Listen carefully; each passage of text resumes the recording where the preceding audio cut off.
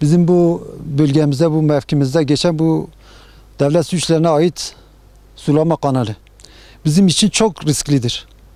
Şimdiye kadar 5 tane çocuğumuzu kaybettik.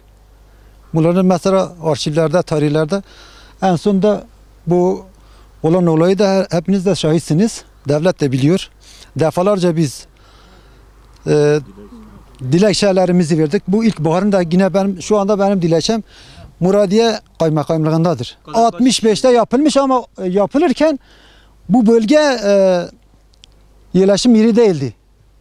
Yani yerleşim yeri sonradan inşa edildi, tamam mı? Yani bizim için risktir, tehlikelidir. Bizim bir çocuğumuz dışarıya çıktığı zaman biz tedirgin oluyoruz. Yani rahat edemiyoruz. O yüzden devletten ricamız, büyüklerimizden ricamız bu kanalın etrafını bir önlem almalarını rica ediyoruz. Bir büyüğün düşmesi bile çıkması zor oluyor. Bu kaç seneden beri böyle. Bugüne kadar yaklaşık 5 kişi bu kanalda vefat etmiştir. Şuradan Burhan abi nerede? Burhan abinin de 2 tane kızı daha önce burada vefat etmişti.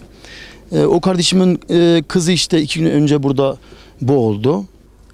Yani şimdi bu mahalle ahalisi dediler ki biz ayaklanalım, bu kanalı keselim, işte devletin kapısına gidelim, bağıralım çağıralım. Dedim gerek yok. Devletimiz duyarlı insanlar. Helal şu anki idareciler sağ olsunlar iyi insanlar. Bizler memnunuz şu anki idarecilerden. İnanıyoruz ki buna bir çare bulacaklar. Bu kanalın korkusuyla her gün kalbimizde bir korku var.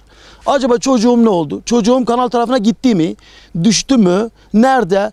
Çocuğumuz kaybolur olmaz hemen kanala koşuyoruz. Kanala mı düştü acaba? Yani bu kanal kaç seneden beri bizlere böyle bir korku vermekte, sıkıntı vermekte. Bundan sebep bir an önce bunun üzerine etrafında ya korkuluk çeksinler ya da demir korkuluklar işte vesaire üzerini kapatsınlar. Yani bir daha böyle bir şey olmasın. Bundan sebep daha büyük olmadan, beteri olmadan bizler bugüne kadar onlarca dilekçe verdik kaymakamlığa. Yani durmuş değiliz. Ancak dilekçelere hiç önem verilmedi, önemsenmedi. Hep kulak arkasına atıldı. Ama bundan sonra olmasın. Bir an önce bunun üzeri kapansın. Bu demlik korkulukları yapsınlar. Bizler de bu korku içerisinde yaşamayalım. Evimizde rahat bir nefes alalım yani. Ya kata o ve khanqizoni. Ava rızkliye. Yani mahla ma zore ma gova ko am zore kama aha barçave ma anda ba zrove ma khatam de galo ajabo çukata o ve ko çabu çana bu zoni am de khozim mazni ma devlet ama jmara bofti ki bir kes evi koloni bira ya kapatmış kan jbra telegi kapak mara bıkşine bira am bijin zore ma je khalas bin am je khalas bin.